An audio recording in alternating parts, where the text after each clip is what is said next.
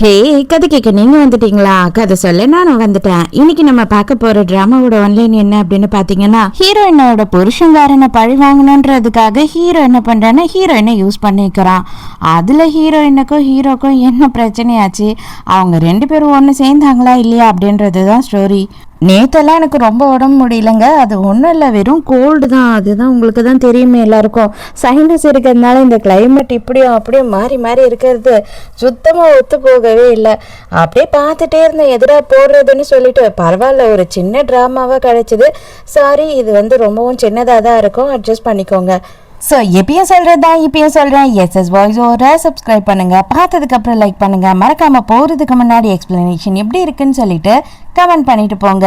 பக்கத்துலேயே high button இருக்கும் இல்லையா, அதையும் மறந்துடாதீங்க, அதையும் ஒரு தட்டு தட்டுங்க. அப்போ தான் உங்கள் புண்ணியத்தில் இன்னும் ஒரு 4-5 பேருக்கு என்னோட வீடியோ ரெக்கமெண்ட் ஆகும். பெருசாக கமெண்ட்ஸ் போட ரொம்ப கஷ்டமாக இருந்தால் பிரச்சனையே இல்லைங்க. ஜஸ்ட் கமெண்ட்டில் போயிட்டு ஒரே ஒரு ஹார்ட்டின் போட்டால் கூட எனக்கு ஓகே தான். இன்றைக்கி நம்ம இந்த ட்ராமாவை முடிச்சுட்டு கண்டிப்பாக எல்லாரோட பேரையும் படித்து ஹாய் சொல்லிடுவோம். ஸ்டார்டிங் சீன்ல என்ன ஆகுது அப்படின்னு பார்த்தா, ஒரு பெரிய பார்ட்டி ஒன்று நடந்துகிட்டு இருக்க நம்ம ஹீரோயினை தான் காட்டுறாங்க. இவளோட பேர் யுனிஸ். இவ ரொம்ப பெரிய பணக்கார வீட்டு பொண்ணு தான். இப்போ இவளே அவங்க அப்பாவோட பிஸ்னஸ் இதெல்லாம் பார்த்துக்கிட்டு இருக்கா. ரொம்பவும் டேலண்டடானவ. அது மட்டும் இல்லாமல் இவளுக்கு கல்யாணமும் ஆயிடுச்சு. ஆனால் அந்த கல்யாணத்தை பொறுத்த வரைக்கும் அவளுக்கும் அந்த கல்யாணத்துக்கும் எந்த சம்மந்தமும் இல்லாத மாதிரி தான். அவங்க அப்பா அம்மாக்கே தெரியாது இவங்களுக்குள்ள டிவோர்ஸ் ஆனதும். ஆனால் இன்னமும் சொசைட்டிக்காக புருஷன் பொண்டாட்டி மாதிரி நடிச்சுக்கிட்டே தான் இருக்காங்க. ஜஸ்ட் பிஸ்னஸ்க்காக மட்டுமே இவங்க 2 பேரும் கல்யாணம் பண்ணிக்கிட்டாங்க. அதே மாதிரி பிஸ்னஸ்க்காக மட்டுமே இன்னமும் நடிச்சுக்கிட்டும் இருக்காங்க. எல்லாருக்கும் தெரிஞ்ச மாதிரி அம்மாவும் சரி அப்பாவும் சரி அவங்களுக்கு காசை தவிர ஹீரோயினை பற்றின எந்த ஒரு கவலையும் கிடையாது. உலகமே எங்களை பார்த்து மேட் ஃபார் ஈச் அதர், சான்ஸே இல்லை. 2 பேரும் ஒருத்தர் எவ்வளோ காதலிக்கிறாங்க அப்படின்னு தான் பேசுவாங்க. ஆனால் அவங்களுக்கு தெரியுமா எங்களுக்குள்ள என்ன மாதிரி ஒரு வாழ்க்கை போகுதுன்னு சொல்லிட்டு அப்படின்னு சொல்லும் போது தான் இப்போ தான் புருஷனை காட்டுறாங்க. புருஷன் பேர் கூச்சன். அவன் வந்த உடனே என்ன சொல்கிறேன்னா, நீ ரொம்ப குடிச்சிட்ட, போதும் இதோட நிறுத்திக்கோ அப்படின்னு சொல்கிறான். உன்னோட கேர்ள் ஃப்ரெண்ட் எனக்கு என்ன ஃபோட்டோ அனுப்பியிருக்கான்னு பார்த்தியா? இன்னும் எவ்வளோ நாளுக்கு தான் நீ நல்லவன் சீனியே போட்டுக்கிட்டு இருப்ப? எதுக்காக நீ இந்த மாதிரி ஒரு ட்ராமா பண்ணிட்டு இருக்க? தயவு செஞ்சு சீக்கிரமாக உனக்கும் எனக்கும் இருக்கிறது எல்லாத்தையும் முடிச்சு விட்டுட்டேன்னு வச்சுக்கோ, ஏன் நானும் கொஞ்சம் ஃப்ரீயாக இருப்பேன் அப்படின்னு ஹீரோயின் சொல்கிறாளா. அப்போ தான் பார்க்குறான், ஆக்சுவலாக இவனோட அசிஸ்டண்ட்டையே இவன் செட் பண்ணி வச்சுட்டான் போல இருக்கு. அவள் ஹீரோயினுக்கு இருக்கிற எல்லா ஃபோட்டோவையும் அனுப்பிச்சு ஹீரோயினை டார்ச்சர் பண்ண ட்ரை பண்ணுறா. ஆனால் ஹீரோயினுக்கு தான் இவன் மேலே எந்த ஃபீலிங்ஸும் இல்லை இல்லையா. அது அவளுக்கு தெரியும். அவ ஏதோ இதெல்லாம் பண்ணிக்கிட்டு இருக்க. ஹீரோயின் செம்மையா இப்ப நம்ம மொக்க பண்றா. கடுப்பான ஹீரோயின் அங்கிருந்து அப்படியே வெளியில ஸ்விம்மிங் பூல் ஆண்ட நின்றுட்டு இருக்கா காத்தோட்டமா. அந்த நேரம்னு பார்த்து கால் தடிக்க ஸ்விம்மிங் பூல்ல விழுந்துடுறா. எங்க இருந்து ஓடி ஒருத்தன் என்ன பண்றான்னா வேகமா அந்த தண்ணிக்குள்ள குதிச்சு ஹீரோயினை காப்பாத்துறான். இவர் வேற யாரும் இல்லைங்க, நம்மளோட ஹீரோ தான். ஆனா எந்த ஸ்விம்மிங் பூல்ல இந்த கோல்டு ஃபிஷ் எல்லாம் விடுவாங்க அப்படின்றது தான் எனக்கு தெரியல. நான் போன எந்த ஒரு ஸ்விம்மிங் பூல்லையும் இந்த மாதிரி இருந்ததில்லை. நீங்க என்ன பார்த்துருந்தா சொல்லுங்க. இவர் தாங்க நம்மளோட ஹீரோ. இந்த வெள்ளமுடிக்காரோட பேர் ஜியாங் ஹியூ. இவன் காலேஜ் ஸ்டூடெண்ட். ஆமாங்க, நம்ம ஹீரோயினுக்கும் ஹீரோக்கும் 8 வயசு வித்தியாசம். அதாவது ஹீரோயின் 8 வயசு பெரியவன்னு சொல்ல வந்தேன். ஹீரோ இங்கே வெயிட்டரா வேலை செய்கிறான் போல இருக்கு. வாங்க மேடம், நான் உங்களை ட்ரெஸ் சேஞ்ச் பண்ணுற இடத்துக்கு கூட்டிகிட்டு போகிறேன். நீங்கள் ஓகே தானே? டாக்டரை பார்க்கணுமான்னு கேட்கும் போது அதெல்லாம் ஒன்றும் இல்லை, என்னை ட்ரெஸ் சேஞ்ச் பண்ணுறதுக்கு மட்டும் கூட்டிகிட்டு போ அப்படின்னு சொல்கிறா. ஹீரோவா அவனோட ட்ரெஸ் எல்லாம் கழட்டி தண்ணி எல்லாம் பிழிஞ்சுக்கிட்டு இருக்கானா. ஹீரோயின் இன்ச்சா பார்த்து ஹீரோவை சைட் அடிக்கிறா.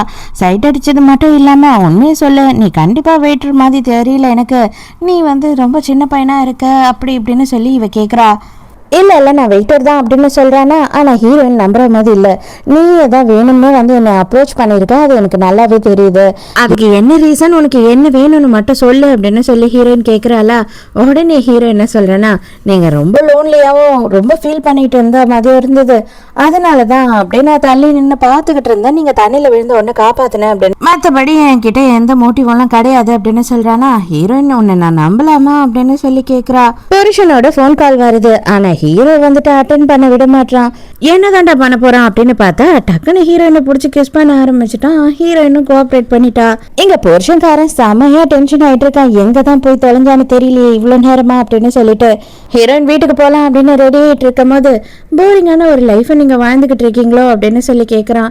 ஹீரோயினும் இப்பதானே ஃபர்ஸ்ட் டைமா பார்த்துருக்கா, அதனால பெருசா எதுவும் கண்டுக்கல. இப்ப என்ன உனக்கு வேணும், காசு வேணுமா அப்படின்னு கேட்கும் போது, எனக்கு காசெல்லாம் தேவையில்லை அப்படின்னு சொல்றான். சரி சரி ஓகே இது என்னோட கார்டு, நாளைக்கு காலையில நீ என்ன ஆபீஸ்ல வந்து பாரு அப்படின்னு சொல்லி அவளோட கார்டை கொடுக்குறா. அங்க இருந்து ஹீரோயின் கிளம்பி போயிடுறா. அதுக்கப்புறம் ஹீரோவோட பார்வையே சரியில்லை. நீ இவ்வளவு சீக்கிரம் விழுந்துருவ அப்படின்னு சொல்லிட்டு நான் நினைச்சு கூட பாக்கல அப்படின்னு சொல்லி உன் மனசுக்குள்ள யோசிக்கிறான். அது மட்டும் இல்லாம யாருக்கோ ஃபோன் பண்ணிட்டு டக்குன்னு என்ன சொல்றான் அப்படின்னா, அடுத்த ஸ்டெப்ஸுக்கு என்னென்ன பண்ணணும் அப்படின்னு சொல்லிட்டு பிளான் பண்ணுங்க, நம்ம இதுக்கு மேல லேட் பண்ணக்கூடாது, ரொம்ப நாள் ஆயிடுச்சு அப்படின்னு சொல்றான். புருஷங்காரன் வீட்டுக்கு வந்து பார்த்தாதான் தெரியுது அவனோட கள்ள காதலியையும் கூட்டிட்டு வந்து உட்கார்ந்துகிட்டு இருக்கான். ஹீரோயினுக்கு செம கடுப்பாகுது. இருந்தாலும் அவ பெருசா கேட்கல. ஆனா புருஷங்காரன் கேட்கறான், இவ்வளவு நேரம் எங்க போயிட்டு வந்த, யார் கூட இருந்த அப்படின்னு கேட்கறான். உனக்கு மறந்துடுச்சு, நான் ஞாபகப்படுத்தணும்னு நினைக்கிறேன். எனக்கும் டைவர்ஸ் ஆகி ரொம்ப நாள் ஆகுது, அதனால உன் வேலை என்னவோ அதை மட்டும் பாரு அப்படின்னு சொல்றா. நான் பேச இங்க இருந்து அப்படியே போயிட்டே இருக்க, உனக்கு அவ்வளவு திமிர் ஆயிடுச்சா அப்படின்னு அவ கையை பிடிச்சி இழுத்து அவ தலையை மொந்து பாக்குறான். மொந்து பார்த்துட்டு உன் மேல வந்துட்டு வேற ஏதோ ஒரு சென்ட்டோட ஸ்மெல் வருது, அதுவும் வந்து ஆம்பளைங்க யூஸ் பண்ற சென்ட்டோட ஸ்மெல் வருது அப்படின்னு சொல்றா. ஹீரோயின் வந்துட்டு உனக்கு என்ன, நீ வீட்லயே ஒரு பொம்பளையை கூட்டின்னு வந்து வச்சுட்டு இருக்கிய, அதை விடவா அப்படின்னு சொல்லி கேட்குறா. இது பார், இந்த மாதிரியெல்லாம் பேசாத, வெளியில யாருக்குன்னா நீ இந்த மாதிரிலாம் சுத்திக்கிட்டு இருக்கேன்னு தெரிஞ்சதுன்னா நம்ம குடும்ப மானமே போயிடும். அதுக்கப்புறம் நம்ம பிஸ்னஸ் என்ன ஆகுறது, அப்பா அம்மாக்கு என்ன பதில் சொல்றது அப்படின்னு சொல்லி கேட்குறான். அடே இதெல்லாம் உனக்கு இப்போதான் ஞாபகம் வருதாடா, இதெல்லாம் நீ கண்ணாடியை பார்த்து உன் மூஞ்ச பார்த்து நீயே கேட்டுக்க வேண்டிய கேள்வி. நான் இவ்வளோ நாளாக அதை தானே சொல்லிக்கிட்டு இருக்கேன், நம்ம பண்ண கல்யாணமே பிஸ்னஸ்க்காக, ஆனால் அதையே கெடுக்கிற மாதிரி உன்னோட செக்ரட்டரி கூடயே நீ சுற்றிக்கிட்டு இருக்க. இன்னைக்கு நடு வீட்லேயே அவளை கூட்டிகிட்டு வந்து உட்கார வச்சுட்டு இருக்க. பொண்டாட்டி வருவான்ற யோசனையே இல்லாமல் எனக்கு இவ்வளோ அளவுக்கு என் கண்ணெதிர்க்க பக்காவாக துரோகம் பண்ணுற, உனக்கு இதெல்லாம் கேட்கறதுக்கு ரைட்ஸ் இருக்கா அப்படின்னு கேட்குறா. தேவையில்லாம என்ன ட்ரிகர் பண்றதா நினைச்சு உன் ஆள் எனக்கு அனுப்பிட்டு இருக்க போட்டோஸை நிறுத்த சொல்லு. இதுக்கு மேலேயும் அவ போட்டோஸ் எல்லாம் அனுப்பிட்டு இருந்தா அதுக்கப்புறம் உன் மொபைல் நம்பருக்கு என்ன மாதிரியான போட்டோஸ் வரும்ன்றதுக்கு நான் கேரண்டியே இல்லப்பா, அதை பார்த்து நீ டென்ஷன் ஆயிடுவ அப்படின்னு சொல்றா. டார்லிங் அவ அப்படிதான் உங்களுக்கு தெரியும்ல, வாங்க நம்ம வந்துட்டு வெளியில போலாம் அப்படின்னு சொல்லி அசிஸ்டன்ட் பிடிச்சி அவனை கூட்டிக்கிட்டு போயிடுறான். அங்கிருந்து அவன் வந்து அதுக்கெல்லாம் பெருசா கவலைப்பட்ட மாதிரி இல்லை. ஆனா ஹீரோயின் அவன் கூடயே போயிட்டு வந்துட்டாலோன்றது மட்டும் அவனுக்கு கொஞ்சம் உறுத்தலா இருக்கு. ஹீரோட டார்கெட்டே புருஷங்காரன் தான். அவன்கிட்ட ரீச் ஆகிறதுக்கு என்ன பண்ணணும் அப்படின்னு பார்க்கும்போது ஈஸியான வழினா நம்ம ஹீரோயின் தான். ஹீரோயின் ரொம்ப வந்து டிப்ரெஷன்ல இருக்கா, ஒரு டென்ஷன்ல இருக்கா, கொஞ்சம் சிம்பத்தியாவும் பாசமாவும் பேசுற மாதிரி நடிச்சோம்னா போதும், கண்டிப்பா விழுந்துருவா அப்படின்றதுனாலதான் ஹீரோயினை இவன் டார்கெட் பண்ணியிருக்கான். மறுநாள் வந்துட்டு செக்ரட்டரி என்ன பண்றா அப்படின்னு பார்த்தா ஹீரோயினோட ரூம்க்கு போறா, ஏதோ டாக்குமெண்ட் சைன் வாங்கறதுக்கு. அப்ப ஹீரோயின் ரூம்ல இல்லைன்னு சொல்லிட்டு அவளோட சீட்ல உட்காந்து அழகு பார்த்துக்கிட்டு இருக்கா. ஒரு நாள் இல்ல ஒரு நாள் உன்னை வந்து இங்க இருந்து வெளியில அனுப்பி இந்த இடத்துல நான் உட்காருவேன் அப்படின்னு சொல்லிக்கிட்டு இருக்கா. அந்த நேரம்னு பார்த்து ஹீரோயினோட புருஷங்காரன் அங்க வந்துடுறான். அவ இல்லாத நேரத்துல அவளோட சேர்ல உட்காந்துக்கிட்டு நீ என்ன பண்ணிட்டு இருக்க அப்படின்னு கேட்கும் போது, நான் உனக்காக தான் காத்துட்டு இருந்தேன், நேத்து வந்துட்டு நமக்கு கொஞ்ச நேரம் தான் டைம் கிடைச்சது இல்லையா, அதனால எனக்கு உன்னை மறக்கவே முடியல, உன் ஞாபகமாவே இருக்கு அப்படின்னு சொல்றா. அப்படியே ரெண்டு பேருமே வந்துட்டு கிஸ் பண்ண ஆரம்பிச்சிடுறாங்க. இவங்க ரெண்டு பேரும் வந்து ஹீரோயினோட ரூம்ல உட்காந்து கிஸ் பண்ணிட்டு இருக்காங்க. அப்பதான் கரெக்டா ஹீரோயின் வந்து பாத்துக்கிட்டு இருக்கா. ஐயோ மொத்தத்தையும் பாத்துட்டாலே அப்படின்னு சொல்லிட்டு ரெண்டு பேரும் அப்படியே கொஞ்சம் பதட்டமா தான் இருக்காங்க. ஹீரோயின் ரொம்ப கேஷுவலா வந்து சேர்ல உட்கார்றா. ஆனா இந்த சேர் என்னோட சேர், இந்த சேரை வந்து இந்த அளவுக்கு கேவலமா டர்ட்டி பண்ணி வைக்காதீங்க தயவு செஞ்சு அப்படின்னு சொல்றா. பாத்தியா அவங்க எப்படி பேசுறாங்க பாரு என்ன அப்படின்னும் போது வாயை மூடிக்கிட்டு சாரி சொல்லிட்டு இங்க இருந்து வெளியில போ அப்படின்னு சொல்றான். அவளும் சாரின்னு சொல்லிட்டு அங்க இருந்து கிளம்பி போயிடுறா. ஆம்பளைங்கன்னா முன்ன பின்ன அப்படிதான் இருக்க செய்வாங்க, அதெல்லாம் நீங்க தான் அட்ஜஸ்ட் பண்ணிக்கிட்டு போனோம். இப்படி எல்லாம் பார்த்தா வேலைக்கு ஆகாது. வீட்டுல ஆல்ரெடி வந்து பேர குழந்தை வேணும்னு கேட்க ஆரம்பிச்சுட்டாங்க. வாரிசு இல்லை அப்படின்னா உன்னையும் மதிக்க மாட்டாங்க, என்னையும் மதிக்க மாட்டாங்க. அதனால இதுக்கப்புறம் நம்ம அடுத்த ஸ்டெப்புக்கு தான் போய் ஆகணும் அப்படின்னு சொல்றான். ஹீரோயினுக்கு இவன் கூட சேர்ந்து குழந்தை பெத்துக்க சுத்தமா பிடிக்கவே இல்லை. அதனால அவ முடியாதுன்னு சொல்றா. உடனே வரியா என் கூட முதல்ல அப்படின்னு சொல்லிட்டு கையை பிடிச்சி இழுக்கிறான். ஹீரோயின் முடியாது, கையை விடு அப்படின்னு சொல்லி இவங்க ரெண்டு பேருக்கும் அப்படியே பேச்சுவார்த்தை முத்திடுது. அந்த நேரம்னு பார்த்து அங்க வந்த ஹீரோ என்ன பண்றான்னா டக்குனு புருஷன்காரனை இழுத்து அப்படியே அவன் கழுத்தை பிடிச்சிடுறான். உங்களுக்கு ஒன்னும் ஆகல அப்படின்னு கேக்குறான் ஹீரோயின் கிட்ட. அந்த வார்த்தையில இன்னும் ஹீரோயின் டீப்பா விழுந்து போயிடுறா அவன் கிட்ட.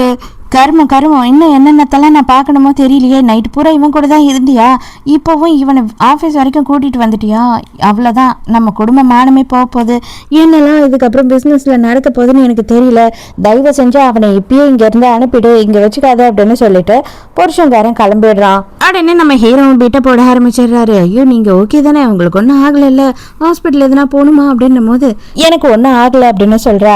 அப்பனா என் கூட வாங்க, உங்களை ஒரு இடத்துக்கு கூட்டிட்டு போறேன் அப்படின்னு கையை பிடிச்சி இழுத்துட்டு போறான். அப்படியே கொஞ்சம் தொலைவுக்கு ஹீரோயினை வண்டியிலேயே கூட்டிட்டு போயிட்டு இருக்கான். அவளுக்குமே வந்து 2 வீலர்ல போறது ரொம்ப பிடிச்சி போய் செம்மையா என்ஜாய் பண்ணிட்டு இருக்கா. அதுக்கப்புறம் பார்த்தா அது எந்த மாதிரி இடமா இருக்குன்னா எக்கச்சக்கமா பொருள் வச்சிருக்காங்க. அதெல்லாம் போட்டு உடைக்க வேண்டியதுதான், எவ்வளவு வேணாலும் உடைக்கலாம். அதை நம்ம யாருன்னா மனசுல நினைச்சுக்கிட்டு அவங்களோட போட்டோவை வச்சுட்டு கூட அவங்களையே அடிக்கிற மாதிரி உதைக்கிற மாதிரி நினைச்சு எல்லாத்தையும் பண்ண வேண்டியதுதான். அங்க ஹீரோயினும் வந்து புருஷன்காரனை நினைச்சு எல்லாத்தையும் உடைக்கிறா. ஹீரோயினும் உண்மையாவே வந்துட்டு இதுதான் அவள் லைஃப்ல முறையா வந்து சிரிக்கிற மாதிரி ஃபீல் பண்றா. இது வரைக்கும் அவங்க வீட்லயும் வந்து அவளை சந்தோஷமா வச்சுக்கிட்டதில்ல, புருஷங்காரனும் அவளை சந்தோஷமா வச்சுக்கிட்டதில்ல. நம்மளை விட 7 வயசு ஒரு சின்ன பையன் இந்த அளவுக்கு நம்மளை சந்தோஷப்படுத்துறான், இந்த அளவுக்கு சிரிக்க வைக்கிறான் அப்படின்றது ஹீரோயினுக்கு ரொம்ப ஆச்சரியமா இருக்கு. அப்படியே கொஞ்சம் கொஞ்சமா இவன் கூட வந்து ரொமான்டிக்கான லைஃப்ல இன்னமும் இன்வால்வ் ஆக ஆரம்பிச்சிடுறா. ஃபுல்லாக கலர் ஆயிடுச்சு இல்லையா, அதனால குளிச்சுட்டு தானே கிளம்ப முடியும். அவள் குளிச்சுக்கிட்டு இருக்கா. புருஷங்காரன் ஃபோன் பண்ணுறான். நீ எங்கே தான் ஓடிடலாம் அப்படின்னு நினைக்கிற, உன்னால் எங்கேயுமே ஓட முடியாது, மரியாதை சீக்கிரம் வீட்டுக்கு வா, எங்கள் அப்பா அம்மா உன்னை பார்க்கணுன்னு சொல்கிறாங்க அப்படின்னு சொல்கிறான். அந்த ஃபோன் பேசின உடனே ஹீரோயின் அப்செட் ஆகிட்டது ஹீரோ பார்க்குறான். ஹீரோ அதை பார்த்த உடனே ஹீரோயினை சிரிக்க வைக்கிறதுக்கு எவ்வளவோ ட்ரை பண்ணுறான். ஹீரோயின் பெருசாக வந்து சமாதானம் ஆன மாதிரி தெரியலையா, உடனே ஹீரோயினை கிஸ் பண்ண ஆரம்பிச்சிடுறான். கடைசியா ஹீரோயின் என்ன பண்றா அப்படின்னு பார்த்தா ஒரு கார்டை கொடுத்து, உனக்கு லைஃப்க்கு என்ன தேவையோ அந்த அளவுக்கு பணம் இதுல இருக்கு, இனிமே நம்ம ஒருத்தர் பார்த்துக்கவே வேணாம், நீ செட்டில் ஆயிடு அப்படின்னு சொல்றா. உண்மையாவே நமக்குள்ள இருக்கிற விஷயம் வந்து இந்த பணத்துக்காக தான் அப்படின்னு நீ நினைக்கிறியா அப்படின்னு சொல்லி ஹீரோ கேட்கும் போது ஹீரோயினுக்கு கொஞ்சம் அப்படியே யோசனையா தான் இருக்கு. இருந்தாலும் இவன் சின்ன பையன், இவன் கூட கண்டினியூ பண்ணக்கூடாதுன்னு நினைக்கிறா. ஹீரோயின் சைலண்டா இருக்கிறத பார்த்த உடனே ஹீரோ விட்டுறான். நானா இனிமே உனக்கு ஃபோன் பண்ண மாட்டேன் அப்படின்னு சொல்லிட்டு ஹீரோயின் புருஷங்காரனை பார்க்க போன உடனே மறுபடியும் மண்டையை மோந்து பார்க்குறான். அப்பனா வரும்போதே குளிச்சுட்டு வந்துட்டியா அப்படின்னு சொல்லி கேட்குறான். இது உனக்கு தேவையில்லாத விஷயம், நான் உன்னை பற்றி எதுவும் கேட்கல, நீ என்னை பற்றி எதுவுமே கேட்காத அப்படின்னு சொல்கிறா. 10 வருஷத்துக்கு முன்னாடி நீ கல்யாணமே வேணாம் அப்படின்னு சொன்னியே, உங்கள் வீட்டில் என்ன நடந்தது அப்படின்னு உனக்கு ஞாபகம் இருக்கா அப்படின்னு சொல்லி கேட்குறான். என்ன ஆச்சு, அவங்க அப்பாவும் அம்மாவும் ஹீரோயினை பற்றி யோசிக்காம இவளோட ஒப்பீனியன் என்னன்னு கொஞ்சம் கூட கேட்காம இவளை போட்டு அடின்னு அடித்து சம்மதிக்க வச்சிட்டாங்க கல்யாணத்துக்கு. மறுபடியும் வந்துட்டு அவங்க கிட்ட நான் சொன்னேன்னு வையன், இதெல்லாம் பற்றி உனக்கு என்ன நடக்கும் அப்படின்றது உனக்கே தெரியும், ஸோ நீ கொஞ்சம் பொறுப்பாக இருந்துக்கிட்டீங்கன்னா உனக்கு சேதாரம் இல்லாமல் இருக்கும் அப்படின்னு சொல்லி மிரட்டுறான். எங்க போன மாமியார்காரி என்ன பேசுது அப்படின்னு பார்த்தா, ஏமா உன் வயிற்றுல என்ன பாறாங்கல் எதுனா வச்சிருக்கியா என்ன, கல்யாணம் 8 வருஷம் ஆகுது, இது வரைக்கும் வந்து குழந்தையே பிறக்கல உங்க 2 பேருக்கும், இதெல்லாம் நான் ஏத்துக்கவே மாட்டேன். எனக்கு சொசைட்டில எங்க போனாலும் மரியாதையே கிடைக்கல, மரியாதையை சீக்கிரமா பிள்ளைய பெற்றுக்கிற வழியை பாரு, இன்னமும் நீ வந்துட்டு ஆஃபீஸ்க்கு போறேன் வேலைக்கு போறேன் அப்படின்னு சொல்லி ஊரையே சுத்திக்கிட்டு இருக்கியே தவிர நமக்கு வாரிசு வரணுன்ற எண்ணமே இல்லையா அப்படின்னு சொல்லி மாமியார்காரி மூச்சு விடாம பேசுது. கடைசியா மாமனாரும் வந்து ஆமாம்மா, இதுக்கப்புறம் எதுவும் கவலைப்படாம நீ எல்லாத்தையும் வேலையெல்லாம் விட்டுட்டு உன்னோட பொறுப்பை எல்லாத்தையும் உன் புருஷன்கிட்ட கொடுத்துரு, அதுதான் நல்லது. அதுக்கப்புறம் நீ வந்து லைனா புள்ள பெத்தே ஆகணும், எங்களுக்குன்னு இருக்கிறது இவன் ஒருத்தன் தான் வாரிசு, இவனுக்காக 3-4 குழந்தை இருக்கணும்னு நாங்க ஆசைப்படுறோம் அப்படின்னு சொல்றாங்க. இப்போது இவங்க கிட்ட என்ன வந்து பேசினாலும் அது பிரயோஜனம் இல்லை அப்படின்றது மட்டும் ஹீரோயினுக்கு நல்லாவே தெரியும். அதனால அவள் சைலண்டாகவே இருக்கா. இவங்க 3 பேருக்கும் பயங்கர சந்தோஷம். அதுவும் புருஷங்காரனுக்கு அப்பாடா என்னதான் இருந்தாலும் இவன் நம்மளை தோடவே விட்டதில்லை, அதுக்கு ஒரு சான்ஸ் கிடைச்சிடுச்சு அப்படின்ற மாதிரி அவன் சந்தோஷப்பட்டுக்கிட்டு இருக்கான். ஹீரோயின் அவளோட பிரைவேட் பிளேஸ்க்கு போயிட்டு அந்த இடத்துக்கு வர சொல்லி லொகேஷனை ஹீரோக்கு அனுப்பிடுறா. ஹீரோவும் வரான். ஹீரோயின் செம்ம அப்செட் ஆயிருக்கா அப்படின்றது தெரியுது. அதனால பொம்மையெல்லாம் வச்சு அப்படியே விளையாட்டு காட்டி கிண்டல் பண்ணிக்கிட்டு இருக்கான். நீங்க ரொம்ப சோகமா இருக்கீங்கன்னு மட்டும் தெரியும் அப்படின்னும் போது உனக்கு எப்பரா தெரியும் அப்படின்னு கேட்குறா. ஆமா, இனிமே நம்ம பார்த்துக்கவே தேவையில்லை அப்படின்னு சொல்லி பந்தாவா சொல்லிட்டு கிளம்புனீங்க, 5 மணி நேரம் கூட ஆகல, அதுக்குள்ள வான சொல்றீங்கன்னா கண்டிப்பா ஏதோ நடந்திருக்கு, அதனாலதான் சொல்றீங்க. சரி ஓகே, என்கிட்ட நீங்க சொல்லனாலும் பரவாயில்ல, இவன் கிட்ட சொல்லுங்க, இவன் தான் உங்களோட க்ளோஸ் ஃப்ரெண்ட் அப்படின்னு சொல்றான். எல்லாரும் சின்ன வயசுலேருந்து என்னை பற்றி பேசும்போது என்ன நினைப்பாங்க அப்படின்னா, அவர் ரொம்ப லக்கியான பொண்ணு, அவளுக்கு அதிர்ஷ்டம் மழை மாதிரி கொட்டுது, நல்ல அப்பா நல்ல அம்மா நல்ல காசு, அவள் சந்தோஷமா இருப்பா அப்படின்னு சொல்லி பேசுவாங்க என் காது எதிர்க்கியே. ஆனால் அது எல்லாமே பொய். என்னோட வாழ்நாள் ஒரு நாளும் வந்து நரகமாக மட்டுமே இருந்தது. குழந்தையான வாழ்க்கையை கூட என்னை குழந்தையா வாழ விடாமல் எனக்கு அத்தனை கட்டுப்பாடுங்கள், அத்தனை கிளாஸு, அத்தனை ஒரு டென்ஷனு, சின்ன வயசுலேருந்தே பிஸ்னஸை படி பிஸ்னஸை கற்றுக்கோ, இதை கற்றுக்கோ, அதை கற்றுக்கோன்னு சொல்லி எனக்கு விளையாடுறதுக்கு கூட ஒரு லைஃப் இல்லாமல் ஏன்டா வாழறோன்னு நினைக்கிற மாதிரி ஒரு லைஃபாக தான் இருந்தது. குடும்பத்துக்கு மரியாதை, குடும்பத்துக்கு பெருமை வாங்கி தரணும் அப்படி இப்படின்னு சொல்லி நானும் சின்ன வயசுலேருந்து ரொம்ப கஷ்டப்பட்டே வளர்ந்தேன். இவ்வளோ காசு பணம் இருந்தோம். ஆனாலுமே என்ன பிரயோஜனம்? என்னோட 21 வயசுலயே என்னை கல்யாணம் பண்ணி வச்சுட்டாங்க. நான் வேணான்னு சொன்னாலும் கேட்கல. என்னை போட்டு அடிச்சு டார்ச்சர் பண்ணி மனசு கஷ்டப்படுத்தி அந்த கல்யாணத்தை நடத்தி வச்சாங்க. ஒரு நாளும் நரகமாவும் அந்த வாழ்க்கையே சிறை தண்டனையாவும் தான் எனக்கு தெரிஞ்சது. சரி, கல்யாணம் பண்ணிக்கிட்டு நம்ம லைஃபை நம்ம பார்ப்போம் அப்படின்னு நினைக்கும் போது அவன் ஒரு கேடு கட்டவன். ராத்திரி அன்னைக்கே இன்னொரு பொண்ணு கூட ராத்திரி ரூம்லயே இருந்தான். அதனால எனக்கு அந்த வாழ்க்கையும் நரகமா தான் தெரிஞ்சது. இதெல்லாம் ஹீரோயின் சொல்லி முடிக்க இப்பதான் ஹீரோ சொல்றான், நானுமே உண்மைதான் ஒரு சந்தோஷமான வாழ்க்கையை வாழ்ந்துகிட்டு இருந்தேன். என் லைஃப்ல பூராவும் சந்தோஷம் மட்டும்தான் கொட்டி கிடந்தது. எங்க கிட்ட காசு கிடையாது, எங்க கிட்ட வசதி கிடையாது, சொந்த வீடு கிடையாது, எதுவுமே கிடையாது. ஆனா நானே எங்க அப்பா அம்மா என்னோட குட்டி தங்கச்சி 4 பேருமே ஒரு அழகான வாழ்க்கையை ரொம்ப சந்தோஷமா வாழ்ந்துட்டு இருந்தோம். அப்ப நான் ஸ்கூல் முடிச்ச உடனே எனக்கு நம்ம சைனாலேயே பெரிய ஒரு யூனிவர்சிட்டியில காலேஜ்ல சீட்டு கிடைச்சிடுச்சு. நானும் அதுல ஜாயின் பண்றதை நினைச்சு அப்பா அம்மா தங்கச்சிக்கெல்லாம் பயங்கர பெருமை. என்னோட ஒருத்தனோட அட்மிஷனுக்கு குடும்பமே வந்தாங்க அந்த காலேஜை சுத்தி பாக்குறதுக்கு. அதெல்லாம் பார்த்துட்டு என்னை அனுப்பிட்டு அவங்களும் கிளம்பலாம் அப்படின்னு இருந்தாங்க. அந்த நேரம்னு பார்த்து பயங்கரமான வேகத்துல வந்த ஒரு காரு அவங்க 3 பேரையுமே அடிச்சு தூக்கி அப்பாவும் அம்மாவும் அதே இடத்துலயே இறந்து போயிட்டாங்க. தங்கச்சி 1 வருஷமா கோமாலியே இருக்கா. அவ எழுந்துப்பாளா இல்லையான்றது கூட எனக்கு தெரியல அப்படின்னு சொல்லிட்டு பயங்கரமா அழறான். இதை கேட்ட ஹீரோயினுக்கே ரொம்ப கஷ்டமாயிடுது. என்னோட கஷ்டம்லாம் ஒண்ணுமே இல்லை, நீ இந்த அளவுக்கு கஷ்டப்படுறியா அப்படின்னும் போது ஆமா, இவன் காலேஜுமே போகாம தங்கச்சியோட செலவை பார்த்துக்கிட்டு வேலைக்கு போயிட்டு கிடைச்ச வேலையெல்லாம் பண்ணிக்கிட்டு தான் இருக்கான். அப்போ ஹீரோ என்ன சொல்றான்னா, எந்த ஒரு கஷ்டமும் ஈக்குவல் கிடையாது. உன்னோட கஷ்டம் உனக்கு பெரிய விஷயம்தான், அதே மாதிரி என்னோட கஷ்டம் எனக்கும் பெரிய விஷயம்தான். நமக்கு கஷ்டப்பட்டு பழகியெல்லாம் போயிடல. ஒரு கஷ்டமும் ஒரு வாட்டி புதுசாக தான் வரும். அதனால இதை நம்ம எல்லாத்தையும் சேர்ந்து 2 பேரும் ஃபேஸ் பண்ணுவோம் அப்படின்னு சொல்றான். அதாவது நான் உன் கூடயே இருக்கேன் அப்படின்னு சொல்றான். அப்படியே பொறுமையா 2 பேரும் ஃபேஸ் பண்ண ஆரம்பிக்கிறாங்க. அதோட அடுத்த மறுநாள் காலையில காட்டுறாங்க. என்னதான் இருந்தாலும் ஹீரோ எவ்வளவுதான் உண்மையை சொல்றேனா இல்லையா அப்படின்னு தெரிஞ்சுக்கணும் இல்லையா. அதனால ஹீரோயின் யார்கிட்டயோ ஹீரோவை பத்தின டீட்டெயில்ஸ் எடுத்து தர சொல்றா. இவன் சொன்ன எல்லாமே உண்மைதான். 1 வருஷத்துக்கு முன்னாடி ஆக்சிடென்ட்ல அப்பா அம்மா 2 பேருமே தவறிட்டாங்க. தங்கச்சி 1 வருஷமா கோமால இருக்கா. ஹாஸ்பிட்டல்ல பில்லு கட்டவே இவன் ரொம்ப கஷ்டப்படுறான் அப்படின்ற எல்லா விஷயமும் தெரிஞ்சிடுச்சு. உடனே ஹீரோ வந்த உடனே என்ன பண்றான் அப்படின்னு பார்த்தா, இது பாரு, எல்லாமே நீ பண்ற எல்லாத்தையும் நிறுத்திட்டு உடனே போய் தங்கச்சிக்கு ஃபர்ஸ்ட் இருக்கிற எல்லா பணத்தையும் கட்டிடு. இந்த உலகத்திலே பெஸ்டான ட்ரீட்மெண்ட் எங்க கொடுப்பாங்களோ அங்க கொண்டு போய் தங்கச்சி ட்ரீட்மெண்ட் பாரு, நான் எல்லாத்தையும் ஏத்துக்கிறேன் அப்படின்னு சொல்றா. ஆனா ஹீரோ என்ன சொல்றான்னா, வேணவே வேணாம், எனக்கு காசே தேவை கிடையாது. நீ கண்டிப்பா எனக்கு எதுனா ஹெல்ப் பண்ணணும் அப்படின்னு நினைச்சீன்னா எனக்கு உன்னோட கம்பெனில ஒரு வேலை தான். அந்த காசை வச்சு நான் பாப்பாவோட பில்லெல்லாம் கட்டிப்பேன். அதே நேரத்துக்கு உன்னை பார்த்துக்கிட்டு உன் கூடியே அங்கேயே வேலை செய்வான் அப்படின்னு சொல்லும் போது ஹீரோ என்ன சரி ஓகே அப்பனா நாளைக்கு வந்துரு, என்னோட எக்ஸிக்யூட்டிவ் அசிஸ்டண்டா ஹீரோ அப்படின்னு சொல்றா. ஹீரோக்கு பயங்கர சந்தோஷம் ஆயிடுது.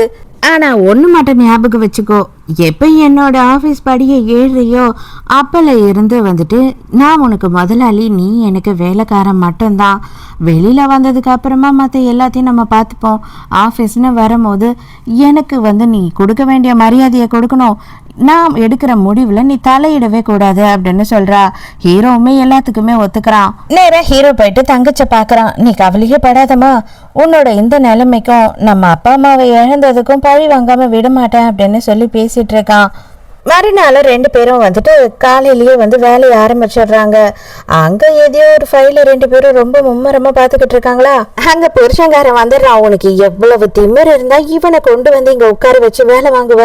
உனக்கெல்லாம் கொஞ்சம் கூட வெக்கமாவே இல்லையாடி? நீ எல்லாம் பொம்பளை தானா இல்லையா அப்படின்னு சொல்லி சாமியா கண்ணாபின்னு கத்துறான். முதல்ல இதெல்லாம் என்கிட்ட கேட்கறதுக்கு உனக்கு தகுதி இருக்கா அப்படின்னு சொல்லி ஹீரோயின் கேக்குறாளா.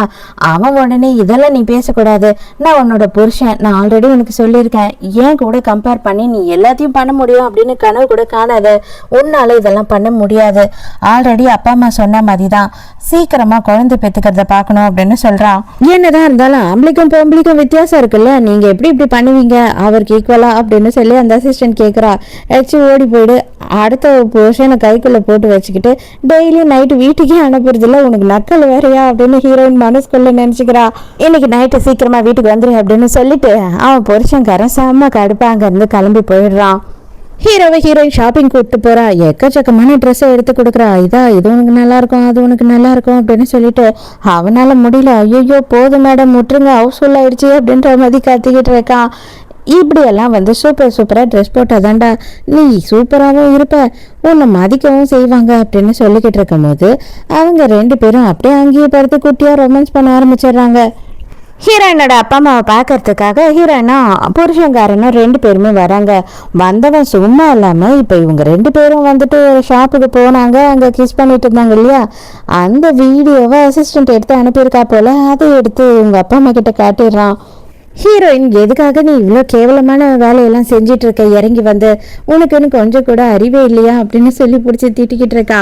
அப்பங்காரு சும்மாவே 2 மணி நேரம் பேசுவான், இப்ப சொல்லவா வேணும், எக்கச்சக்கத்துக்கு பேசுறான், அவ்வளவுதான் உன்னை கொண்டுடுவான், அது இதுன்னு மிரட்டிக்கிட்டு இருக்கான். புருஷன்காரனுக்கு அதுதான் வேணும், அவ பயந்து அவனுக்கு அடி பணிஞ்சு இருக்கணும் அப்படின்றதுதான் அவனுக்கு எண்ணம். உடனே ஹீரோயின் இப்ப என்ன குழந்தை பெற்றுக்கணும் அவ்வளவுதானே சரி அப்படின்னு சொல்லிடுறா. புருஷன்காரன் ஹீரோயினை கூட்டிட்டு போயிட்டு தனியா பேசிக்கிட்டு இருக்கான். இது பாரு செல்லும், இன்னைக்கு நைட்ல இருந்து நான் எங்கேயுமே போக மாட்டேன், நான் கரெக்டா டைமுக்கு வீட்டுக்கு வந்துடுவேன், நம்ம 2 பேரும் வந்து குழந்தைக்கு ட்ரை பண்ணுவோம். அது மட்டும் இல்லாம நீ என்ன இதுக்கப்புறம் எதுன்னு மாத்திக்க சொன்னாலும் எல்லாத்தையும் நான் மாத்திக்கிறேன், உனக்கு ஏத்த மாதிரி புருஷனாவும் குழந்தைக்கு ஏத்த மாதிரி அப்பாவாவும் இருப்பேன் அப்படின்னு சொல்றான். இப்ப என்ன உன் குழந்தைய நான் பெத்துக்கணும் அவ்வளவுதானே, அதுக்கு எவ்வளவோ வழி இருக்கு, டாக்டர் கிட்ட போனா நிறைய வழி சொல்லுவாங்க, அந்த மாதிரி எதனா உனக்கு குழந்தை பெத்து தருவனே தவிர உன்னால என்னை தொட முடியும் அப்படின்னு மட்டும் நீ நினைச்சிடாத அப்படின்னு சொல்றா. ஏய் உனக்கு கொஞ்சம் கூட அறிவில்லையாடி, எவனையும் உன்னை தொட விடுவ, உன்னை கட்டின புருஷன் என்ன தொட விட மாட்டியா அப்படின்னு கேக்குறான். புருஷங்கார எத்தனை பொண்ணை தொட்டு இருந்தாலும் பரவாயில்லன்னு ஏத்துக்கிட்டு என்னையும் வாப்பா தொட்டுக்கோ அப்படின்னு சொல்ற ஆள் நான் கிடையாது, மரியாதையா இருந்துக்கோ, இதுக்கு மேல வந்துட்டு நீ என்னை தொட்டு பேசுற கூட பண்ணக்கூடாது அப்படின்னு சொல்லிடுறா.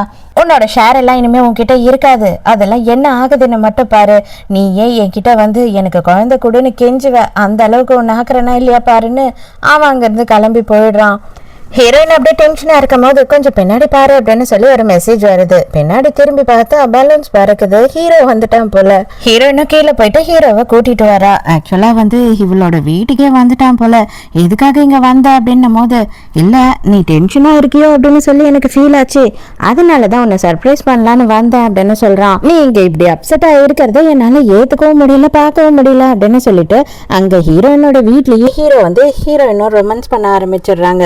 கொஞ்ச நேரத்துக்கு முன்னாடி காட்டுறாங்க, அதாவது ஹீரோயினோட புருஷன்காரன் இருக்கான் இல்லையா, அவனுக்கு ஒரு மெசேஜ் வந்திருக்கு. அதாவது ஹீரோ அங்க உங்க வீட்டு வாசல்ல நின்றுட்டு இருக்கான்னு சொல்லிட்டு அதை பார்த்து அலறி அடிச்சுக்கிட்டு ஓடுறான். உங்க அப்பா உன்னை அடிச்சாரா, எதுனா பிரச்சனை பண்ணாரா அப்படின்னு சொல்லி ஹீரோயின் கிட்ட கேட்டுட்டு இருக்கும் போது ஹீரோயின் அதெல்லாம் ஒன்றும் பிரச்சனை இல்லை, ஏன்னா 10 வருஷத்துக்கு முன்னாடி இருந்த பொண்ணு நான் கிடையாது, அவங்க அதே மாதிரி எதிர்பார்க்குறாங்க அப்படின்னா என்னால அதே மாதிரி எல்லாம் வாழவும் முடியாது, இதுக்கப்புறம் அவங்களால என்ன ஒன்றும் பண்ண முடியாது அப்படின்னு சொல்றா. கரெக்டா இப்பதான் புருஷன்காரனோட கார் வருது.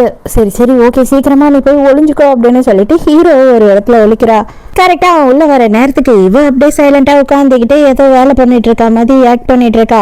இவன் ஒரு ரூமா ஒரு இடமா போய் பூந்து தேடிக்கிட்டு இருக்கான். எங்கடி அவன் அப்படின்னு கேட்கும் போது யாரு நீ தேடிக்கிட்டு இருக்க, எதுக்காக என்னோட ரூம்ல எல்லாரையும் நீ தேடிக்கிட்டு இருக்க, உனக்கு அறிவு இருக்கா இல்லையா, பைத்தியம் பிடிச்சிச்சுன்னா மென்டல் ஹாஸ்பிட்டலுக்கு போ அப்படின்னு சொல்லி கலாய்க்கிறா. இத பாரு அண்ணன் நம்பர்ல இருந்து எனக்கு மெசேஜ் வந்திருக்கு, அதனாலதான் நான் வந்தேன் அப்படின்னு காட்டும் போது அதுவா, அது யார் பண்ணிருப்பான்னா உன்னோட கேர்ள் ஃப்ரெண்ட் தான் பண்ணிருப்பா, அவளுக்கு தான் இந்த மாதிரி விஷயம் எல்லாம் ரொம்ப பிடிக்கும், அவளை போய் கேளு அப்படின்னு சொல்றா ஹீரோயின். பார்த்தா அதை பண்ணது வேற யாரும் இல்ல, ஹீரோ தான் பண்ணிருக்கான். ஆக்சுவலா இப்ப ஹீரோ எதுக்காக இப்படி எல்லாம் பண்றான் அப்படின்னு பார்த்தா அதாவது புருஷன்காரனை ஒரு மாதிரி டென்ஷனாவே வச்சுக்கிட்டு இருக்கணும், வேலையை பத்தி இப்ப யோசிக்கவே விடக்கூடாதுன்றதுக்காக தான் இவன் இந்த மாதிரி அவனை டென்ஷன் படுத்திக்கிட்டு இருக்கான். புருஷங்காரனுக்கு கொஞ்சம் கூட வந்து ஏத்துக்கவே முடியல. வந்தோம் அவனை கண்டுபிடிக்க முடியலையே அப்படின்னு செம்ம டென்ஷனு. அதனாலயே இருக்க எல்லாத்தையும் போட்டு உடைக்கிறான். ஹீரோயின் கிட்ட உட்கார வச்சு பொறுமையா பேசுறான். இது பார், நமக்குள்ள என்ன வேணாலும் நடந்திருக்கலாம் இது வரையில, ஆனா இதுக்கு அப்புறம் நான் உனக்கு உண்மையா புருஷனா நல்லபடியா இருக்கேன். தயவு செஞ்சு என் கூட வந்து சேர்ந்து வாழறதுக்கு பழகு. நமக்குன்னு ஒரு குடும்பம்னு அமைக்கணும்னு எனக்கு ஆசையா இருக்கு அப்படின்னு சொல்றானா. ஹீரோயினுக்கா சிரிப்பா அடக்க முடியல. அடப்போட லூசு பைலன்ற மாதிரி, போ உன்னோட கேர்ள் ஃப்ரெண்ட் வெயிட் பண்ணிட்டு இருப்பா, அங்க போ அப்படின்னு சொல்லிடுறா. அவன் காண்டா கிளம்பி போயிடுறானா. ஹீரோ உடனே வந்து ஹீரோயினோட காலில் மருந்து போட்டு விடுறான். என்னாலதான் இல்ல, நான் வந்திருக்கவே கூடாது அப்படின்னு சொல்லி ஃபீல் பண்ற மாதிரி சீன் போட்டுட்டு இருக்கா. நீங்க எதுக்காக இப்படி எல்லாம் பண்றீங்க, நீங்க என்னதான் பிளான்ல இருக்கீங்க அப்படின்னு சொல்லி கேட்கும் போது ஹீரோயினும் வந்துட்டு ஒரு சரியான பிளான்ல இருக்கா. அவ என்ன பண்றோம் அப்படின்னு நினைக்கிறானா. இப்ப ஆக்சுவலா இவங்க சைட்லயும் கொஞ்சம் ஷேர் இருக்கும், அதாவது அவங்க புருஷன் வீட்டு சைட்லயும் கொஞ்சம் ஷேர் இருக்கும். கம்பெனில சில மற்ற ஷேர் ஹோல்டர்ஸ் எல்லாம் இருப்பாங்க இல்லையா, அவங்க எல்லாரையும் வந்து இவ சப்போர்ட்டுக்கு வச்சுக்கிட்டு இவ வந்து அந்த கம்பெனியோட பிரசிடென்ட் ஆகணும் அப்படின்னு ஆசைப்படுறா. அதுக்கு கொஞ்சம் டைம் எடுக்கும். அதுக்கு வந்து அவங்க அப்பா அம்மாவும் வந்து ஒத்துழைக்க மாட்டாங்க, இவனும் வந்து விட்டு கொடுக்க மாட்டான். இவனுக்கு இவன் தான் பிரசிடென்ட் ஆகணும்னு புருஷங்காரன் நினைச்சிட்டு இருக்கான். ஸோ இதுதான் என்னோட கனவு, கண்டிப்பா அவனை வந்து கீழே தள்ளிட்டு நான் பிரசிடென்ட்டா உட்காருவேன். என்னை பொண்ணுன்னு சொல்லி எல்லாரும் என் குடும்பத்துல இருந்து அவங்க குடும்பம் வரைக்குமோ வெறும் புள்ள பொத்து போடுற ஒரு மிஷின் மாதிரி மட்டுமே பார்த்துக்கிட்டு இருக்காங்க இல்லையா, அவங்க எல்லாருக்கும் நான் யாருன்னு காட்டணும் அப்படின்னு ஆசைப்படுறா. ஐயோ, இவ இவ்வளோ கனவோட இருக்கா, இது எல்லாத்தையும் நமக்கு எடுக்கிற மாதிரி பண்ணிடுவோம் அப்படின்னு ஹீரோக்கு பயமா இருக்கு. ஸோ என்னோட கனவு லட்சியத்துக்கு யாருமே தடங்களா இருக்கக்கூடாது, இனிமேல் நம்ம மீட் பண்ணிக்க வேணாம், கிளம்பு அப்படின்னு சொல்லிடுறா. ஹீரோவுமே வந்து அதுதான் நல்லது, இதுக்கு மேலே இவ்வளோ டிஸ்டர்ப் பண்ணக்கூடாது அப்படின்னு சொல்லிட்டு அங்கேருந்து கிளம்பிடுறான். ஹீரோயினோட வீட்டில் ஒழிஞ்சிக்கிட்டு இருந்தான் இல்லையா, அந்த நேரம்னு பார்த்து ஒரு எவிடன்ஸை எடுத்திருக்கான். அதாவது புருஷங்காரன் வந்து ஃப்ராடு தன்னை பண்ணதுக்கான ஒரு ஃபைலு. அந்த ஃபைலெல்லாம் எடுத்துட்டு வந்து யார்கிட்டயோ கொடுத்து பேசிக்கிட்டு இருக்கான். யாரா அப்படின்னு பார்த்தா இவர் யாருன்னா நம்ம ஹீரோவோட தாய் மாமா, அதாவது வந்துட்டு அவங்க அம்மா இருக்காங்க இல்லையா, அவங்களோட அண்ணனோ தம்பியோ. இவருமே வந்து ஹீரோக்கு ஹெல்ப் பண்றாரு அவங்கள பழி வாங்கணுன்றதுக்காக. ஹீரோக்குன்ட்டு இது எல்லாத்தையும் தெரிஞ்சு ஹெல்ப் பண்றதுக்கு ஒருத்தவங்க இருக்காங்க அப்படின்ற வகையில அவனுக்கு கொஞ்சம் சந்தோஷம். ஹீரோயின் அவளோட ஆட்டத்தை ஸ்டார்ட் பண்ணிட்டா போல இருக்கு. இப்பதான் புருஷங்காரனுக்கு தெரியுது ஹீரோயின் வந்து இவங்களோட பெரிய கிளைண்ட்டை வந்து அவளே பார்த்து அக்ரிமெண்ட்லாம் சைன் போடுறதுக்காக போயிட்டா. அவ அந்த அக்ரிமெண்ட்டை சைன் வாங்கிட்டா அப்படின்னா கண்டிப்பா ஷேர் ஹோல்டர்ஸ் எல்லாரும் வந்து அவளுக்கு சப்போர்ட் ஆயிடுவாங்க அப்படின்னும் போது புருஷங்காரனுக்கு செம்ம டென்ஷன் ஆகுது. அதே நேரத்துக்கு இங்கே ஹீரோயினும் அந்த ஃபாரின் கிளைண்ட்டும் வந்து உட்காந்து சரக்கு அடிச்சுக்கிட்டு அவங்களோட அக்ரிமெண்ட்டை பற்றி பேசிக்கிட்டு இருக்காங்க. புருஷங்காரனும் அவனோட அசிஸ்டன்ட் இருக்கா இல்லையா, அதான் கள்ளக்காதலி, 2 பேருமே அங்கே வந்துடுறாங்க இந்த விஷயம்லாம் தெரிஞ்சு. ஹீரோக்கு மனசு கேட்கலங்க, அதனால மறுபடியுமே வந்து ஹீரோயின் பக்கத்துல வந்து நின்னுட்டான். அதே நேரத்துக்கு அந்த ஃபாரின் கிளைண்ட் இருக்காரு இல்லையா, அவர் ஹீரோயினோட புருஷன் இருக்கான் இல்லையா, அவங்கிட்ட என்ன சொல்லிடுறாரு அப்படின்னு பார்த்தா, இதை பாருங்க, நான் வந்து ஹீரோயின் கிட்ட தான் அந்த அக்ரிமெண்ட்டை சைன் பண்ண போறேன், அவங்க சொல்ற எல்லாமே எனக்கு ரொம்ப பிடிச்சிருக்கு, நீங்க கொடுத்த எந்த ஒரு டீட்டெயிலும் அந்த அளவுக்கு இம்ப்ரெசிவா இல்லை அப்படின்னு சொல்லிடுறாரு. ஹீரோயின் மேல புருஷங்கார செம்ம கொலை வெறியா பக்கத்துல வரானா. இதுக்கு தாண்டா நான் இங்க வந்திருக்கேன் அப்படின்னு சொல்லிட்டு ஹீரோ கிளம்புறீங்களா சார் அப்படின்னு சொல்லி அவனை வழி அனுப்பி வைக்கிறான். போறதுக்கு முன்னாடி ஒரே ஒரு விஷயம் மட்டும் சொல்றேன், இவனை நீ நம்பிக்கிட்டே இருக்க, இவன் வெளியில யார்கிட்ட வேணாலும் எவ்வளவுக்கு வேணாலும் உன்னை வித்துட்டு போயிடுவான், ஃபர்ஸ்ட் அது தெரிஞ்சுக்கோ அப்படின்னு சொல்றான் புருஷங்காரன். அவ்வளவுதான், ஹீரோயின் கடுப்பாய் பலார்னு ஒன்று கண்ணத்திலேயே விடுறா. அவ்வளோதாண்டி, எவனோ ஒருத்தனுக்காக என்னையும் நீ கை நீட்டி அடிச்சுட்டல, இதுக்கப்புறம் நடக்கிறதே பார்த்துக்க அப்படின்னு சொல்லிட்டு மிரட்டிட்டு அங்கேருந்து கிளம்பிடுறான். உடனே ஹீரோ தயவு செஞ்சு அப்படியெல்லாம் நினைச்சிடாத, உன் புருஷன் சொன்ன மாதிரி ஆள்லாம் நான் இல்லை, அந்த மாதிரிலாம் நான் பண்ண மாட்டேன் அப்படின்னு சொல்லும் போது அதெல்லாம் இருக்கட்டும், நீ எதுக்கு வந்த அப்படின்னு கேட்குறா. என்னால் உன்னை விட்டுட்டு இருக்க முடியாது, அது மட்டும் இல்லாமல் நீ இப்போ பிரச்சனையில் இருக்க அப்படின்னு எனக்கு நல்லா தெரியும், இப்போதைக்கு நான் உன் கூட தான் இருப்பேன், அதுக்கப்புறம் உனக்கு என்னை சுத்தமாக பிடிக்கலன்னா சொல்ல, நான் போயிடுறேன் அப்படின்னு சொல்கிறான். எப்போ நீ பிரசிடென்ட் ஆக போற, எப்போ அனௌன்ஸ் பண்ண போற, எல்லாமே தான் உனக்கு கைக்குள்ள வந்துருச்சுல்ல அப்படின்னு சொல்லி ஹீரோ கேட்கும் போது அதுதான் கரெக்டான டைம் பார்த்துக்கிட்டு இருக்கேன், கண்டிப்பா கரெக்டான டைமுக்கு இது எல்லாரையும் கூப்பிட்டு வச்சு எல்லாரும் எதிர்க்கையும் அவனை அசிங்கப்படுத்துற மாதிரி நான் பண்ணணும் அப்படின்னு சொல்றா. ஹீரோக்கு வந்து ஹீரோயினை ரொம்பவே பிடிச்சிருக்கு. ஆனால் ஹீரோயினுக்கு மட்டும் கொஞ்சம் தயக்கமாகவே இருக்கு. என்னதான் இருந்தாலும் அவன் சின்ன பையன், இன்னும் அவன் காலேஜ் படிப்பு கூட முழுசாக முடிக்கல. நம்ம சுயநலமாக இருந்து அவனை நம்ம பக்கத்துலேயே வச்சுக்கிறது தப்பு அப்படின்ற மாதிரி அவளுக்கு உள்ளுக்குள்ளே கொஞ்சம் உறுத்த ஆரம்பிக்குது.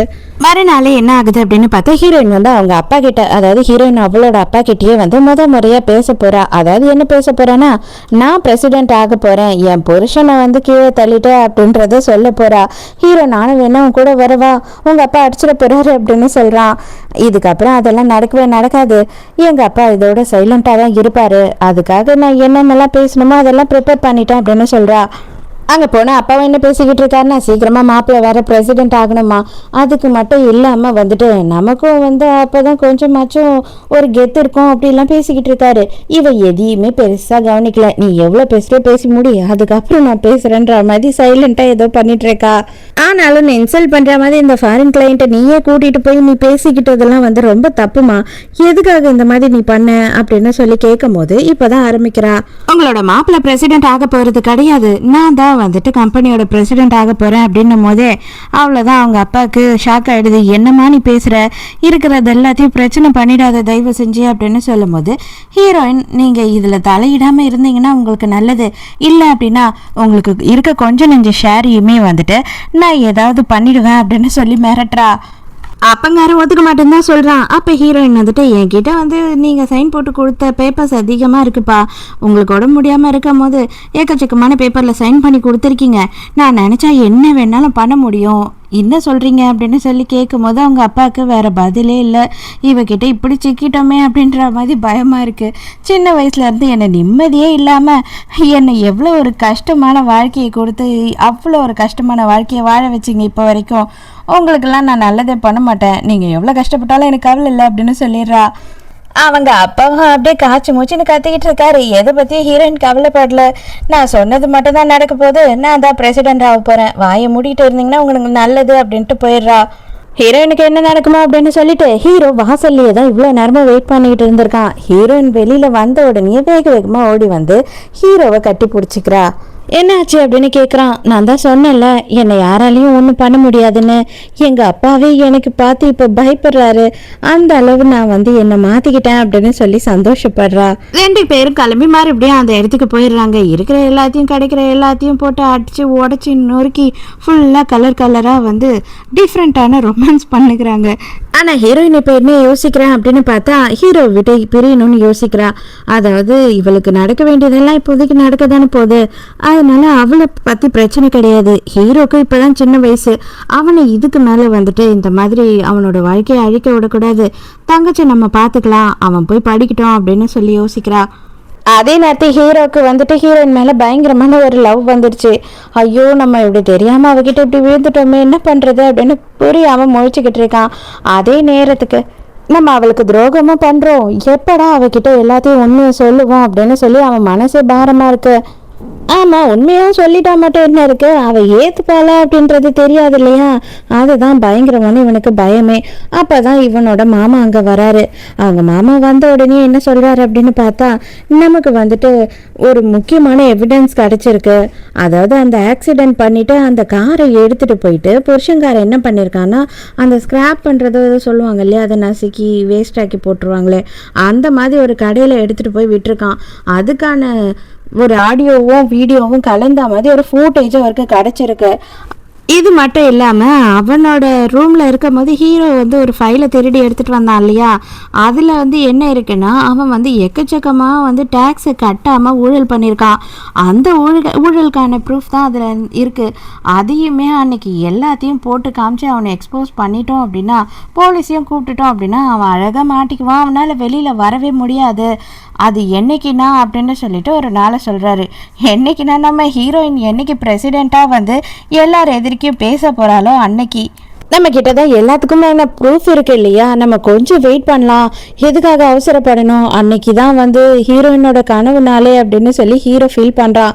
ஆனா மாமாவுக்கு செம டென்ஷன். அடே, ஒரு பொம்பளைக்காக நீ இந்த அளவுக்கு மாறிட்டியா, எதுக்காகடா நீ இப்படி பண்ற, உன் அப்பா அம்மா செத்து போயிட்டாங்க, உன் தங்கச்சி அங்க சாகாமையும் உயிருக்கு ஊசல் ஆடிக்கிட்டு பெட்லயே படுத்து பிடிக்க 1 வருஷமா வாழ்ந்துகிட்டு இருக்கா, நம்ம 2 பேரும் பைத்தியக்காரனுங்க மாதிரி சுத்திக்கிட்டு இருக்கோம், அதை எல்லாத்தையும் மறந்துட்டு ஒரு பொம்பளைக்காக நீ இதெல்லாம் பண்றியா அப்படின்னு பயங்கரமா திட்டுறாரு.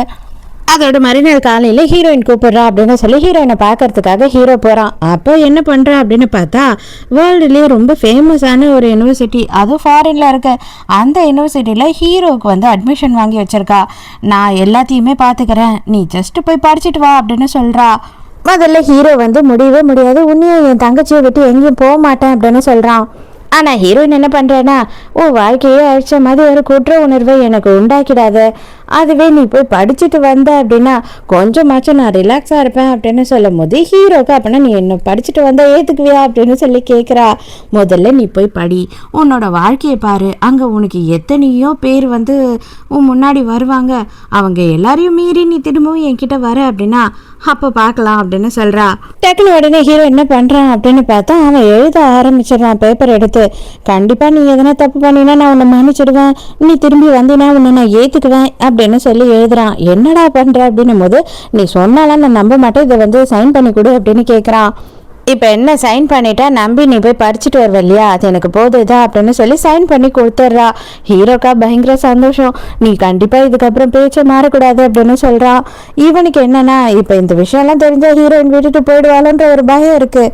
அதோட அன்னைக்கு நைட்டு என்ன ஆகுது அப்படின்னு பார்த்தா, மாமா வந்து ஹாஸ்பிட்டலுக்கு தங்கச்சை பார்க்கறதுக்கு வராரு. அப்போ மாமா கிட்ட, மாமா நீங்கள் சொன்ன மாதிரி நம்ம பிளான் பண்ண மாதிரி இந்த பிளானை பண்ணி முடிக்கிறோம் அப்படின்னு சொல்கிறான் ஹீரோ. அதாவது என்ன நடந்தாலும் பரவாயில்ல, இப்போ பண்ணலாம் அப்படின்ற முடிவுக்கு வந்துட்டான்.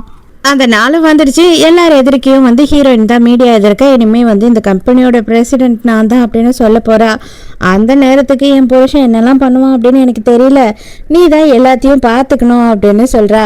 அதெல்லாம் நான் பார்த்துக்கிறேன் அப்படின்றான். ஆனால் இவன் பண்ண போகிறது என்னென்னா, புருஷங்காரனை எக்ஸ்போஸ் பண்ண போகிறான். ஹீரோயினும் போயிட்டு ஸ்டேஜில் எல்லாத்தையும் பேசிக்கிட்டே இருக்கா. அப்பயே பாதிலேயே என்ன ஆகுது அப்படின்னு பார்த்தா கரண்ட் கட் ஆகுது. கரண்ட் கட்டான கொஞ்ச நேரத்திலேயே வந்து எல்லாரோட மொபைல்லையும் வந்துட்டு ஒரு வீடியோ வருது, அதில் ஆடியோவுமே இருக்குது. அதில் என்ன ஆகுது அப்படின்னு பார்த்தா, புருஷங்காரன் இருக்கான் இல்லையா, அவன் வந்து பயங்கரமாக குடிச்சிட்டு காரை எடுத்துகிட்டு வந்து ஒரு மெக்கானிக் ஷெட்டில் நிறுத்துறான். இந்த காரை உடனே வந்து ஸ்கிராப்பில் போட்டுருங்க அப்படின்னு சொல்கிறான். என்ன ஆச்சு அப்படின்னும் போது, நான் ஒரு குடும்பத்தையே காரில் இடிச்சிட்டேன் அப்படின்னு சொல்கிறான். அவனுக்குமே நெத்தியில் அடிபட்டு ரத்தம் வருது. அப்பவும் சும்மா இல்லைங்க, பாட்டிலை வச்சு குடிச்சுக்கிட்டு தான் இருக்கான். மீடியாலாம் உடனே புருஷன்காரனை பிடிச்சிக்கிறாங்க. என்ன சார் இதெல்லாம் அப்படின்னும் போது, ஐயோ இதெல்லாம் ஏஐயில் பண்ணியிருக்காங்க, இது நானே கிடையாது, இதுக்கும் எனக்கும் எந்த சம்மந்தமும் கிடையாது அப்படின்னு சொல்லி புருஷன்காரன் கத்திக்கிட்டு இருக்கான். அப்போதான் ஹீரோ வந்துட்டு எல்லாத்தையும் சொல்கிறான். அது என்னோட குடும்பம் தான் நீ அன்னைக்கு இடிச்சு கொன்னது, 1 வருஷமாக கஷ்டப்பட்டு இப்போதான் வந்து எனக்கு எவிடன்ஸே கிடைச்சிது அப்படின்னு சொல்கிறான். ஹீரோயின் அப்படியே ஷாக்காக பார்க்குற. அட பாவி, அப்படின்னா இதுக்காக தான் நீ என்கிட்ட பழகினியா அப்படின்னு. அது மட்டும் இல்லை, இவனும் அந்த செக்ரட்டரி இருக்கா இல்லையா, அவளும் வந்து சேர்ந்து தான் பிளான் பண்ணி இந்த டேக்ஸ் ஏமாத்துறது அது இதுன்னு எல்லாமே பண்ணியிருக்காங்க. அப்போ அவங்க 2 பேரும் பேசின எல்லாத்தையுமே வீடியோ எடுத்து வச்சுருக்கான் ஹீரோ. அதை எல்லாத்தையுமே இப்போ போடுறான்.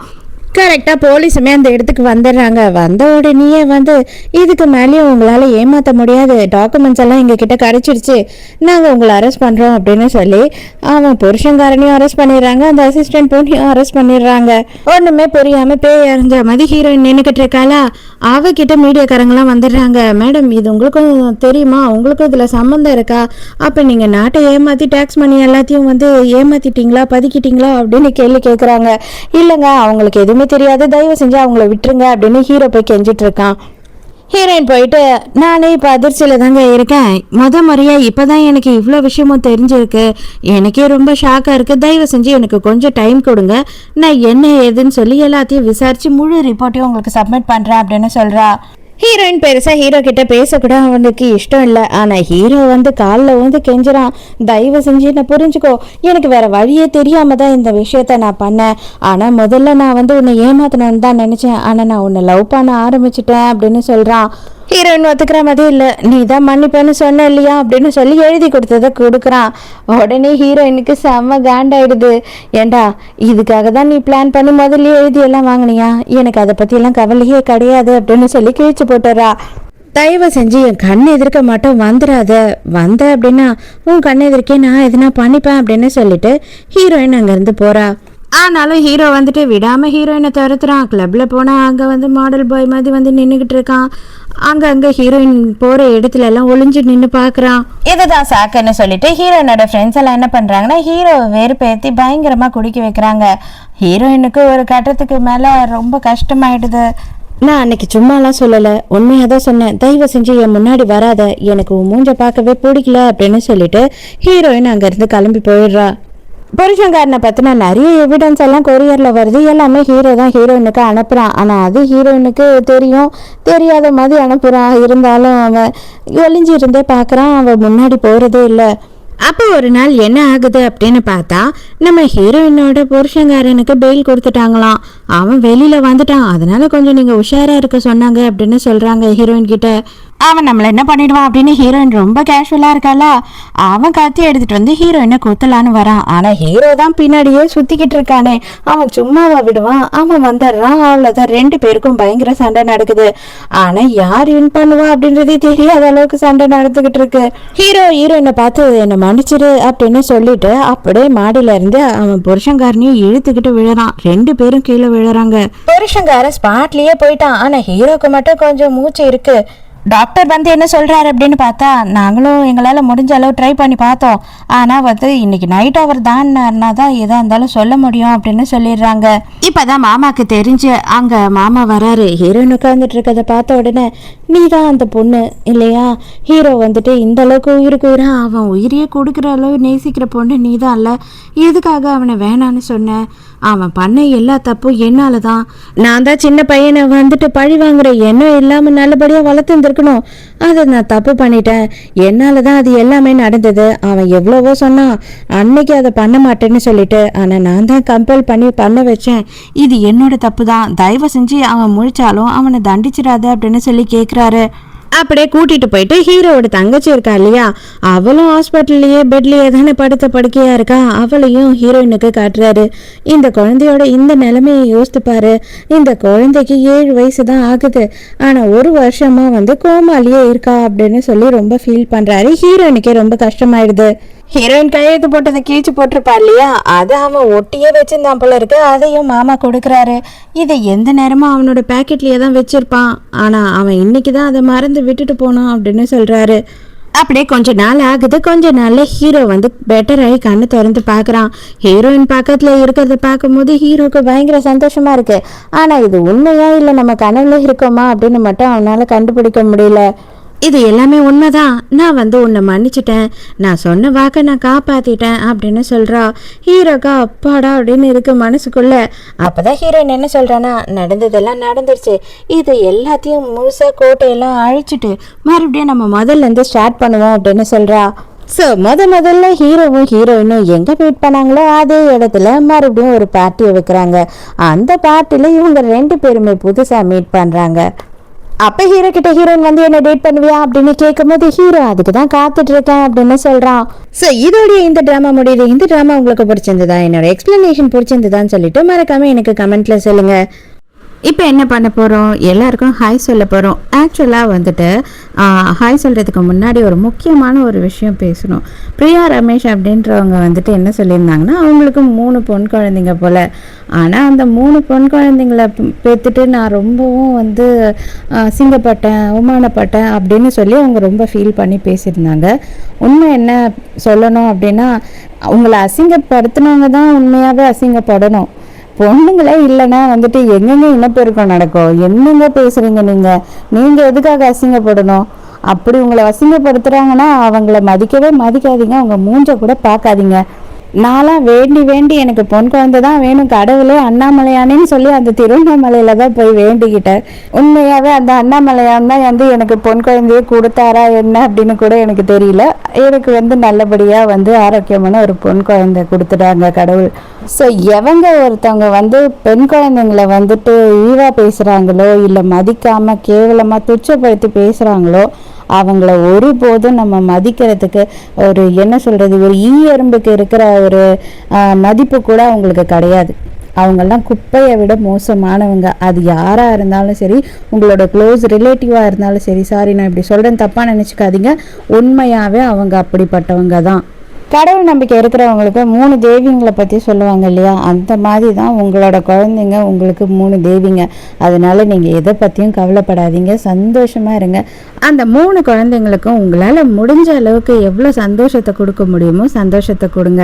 ஸோ இப்போ வாங்க நம்ம வந்து எல்லாருக்கும் ஹாய் சொல்லுவோம். ஃபர்ஸ்ட் யாருக்கு ஹாய் சொல்ல போகிறோன்னா, வனிதா வேறுபுறம், Deepika Puducherry, Indumathi Lokesh, Angel Kanyakumari, Ilakkiya Tirunelveli, Jayarani Thoothukudi, Jayapriya, Saranya, Keerthana Karuveppilaipalayam, Vani, Fari Malaysia, Raji Sanjeev Cuddalore, Malaysia அப்படின்னு சொல்லிட்டு எப்பயுமே அவங்க மென்ஷன் பண்ணுறாங்க. ஆனால் அவங்க பேரை போடவே மாட்டுறாங்க. தயவு செஞ்சு கொஞ்சம் பேர் போடுங்க. அதுக்கப்புறம் மணி திருப்பூர், கலாராணி ஈரோடு, யுவராணி கோயம்புத்தூர், நேத்ரா, அருண் விஜய், வினோதினி திருநெல்வேலி, சித்ரா ஈரோடு, சத்யா பவன், வெண்ணிலா, நந்தினி அண்ணாமலைன்றது ஊர் பேர் போல், நந்தினி, அப்புறம் இன்னொரு நந்தினி, சங்கரி என்னோட பேர் தாங்க. அவங்களுக்கு வந்து சண்டே பர்த்டேவா, சாரிடா சண்டேனால விஷ் பண்ண முடியாமல் போயிடுச்சு. அதுக்கப்புறம் நான் பேரே வந்து சொல்லலைல்ல, என்னை மன்னிச்சிடு. Happy birthday, belated wishes. Ilango Puducherry, Divya Dharmapuri, Sushmita கன்னடானா கர்நாடகா போல், கவிதா ஸ்ரீலங்கா, ஜான்சி, வடிவாம்பால், ஐஎம் டெவில் 666 அவங்க கொல்லம் போல், பல்லவி பெங்களூர், பிரியா ரமேஷ், கவிதா ஜெகநாதன், ரேணுகா கவிதா ஜெகநாதன் வந்து திருவண்ணாமலை, ரேணுகா விழுப்புரம், ஜி பிரியா, சபூரா அவங்க பேரை நான் மறக்க மாட்டேன், புவனேஸ்வரி பாண்டி, அப்புறம் ஹாஷினி அப்படின்னு போட்டிருக்காங்க. அடுத்தது வந்து ஊர் பேராக என்னன்னு தெரியல, அடுத்த வாட்டி மென்ஷன் பண்ணுங்கள் ப்ளீஸ். சுமித்ரா ரமேஷ் வந்து பெங்களூர், சசி டில்லி அவங்களுக்கும் பர்த்டே இண்டிபெண்டன்ஸ் டே அன்றைக்கின்னு போட்டிருந்தாங்க. சாரி மன்னிச்சிடுங்க, நான் வந்துட்டு என்னால் விஷ் பண்ண முடியல. Belated happy birthday. Neela, Mahalakshmi, Fasilia Sri Lanka. இந்த பேரை கேட்கும் போது எனக்கு காதில் அப்படியே தேன் வந்து பாயுங்க நான் சொல்லும் போதே. ஏன்னா அவங்களோட கவிதை நடை இருக்கு பாருங்க பேச்சில், அச்சச்சச்சச்சா அடிச்சுக்க முடியாது. எப்படி தான் இவ்வளோ யோசிக்கிறாங்க அப்படின்னு எனக்கே தெரியல. உண்மையாகவே கேட்குறேங்க, எப்படிங்க நீங்கள் இவ்வளோ யோசிக்கிறீங்க இதுக்கு?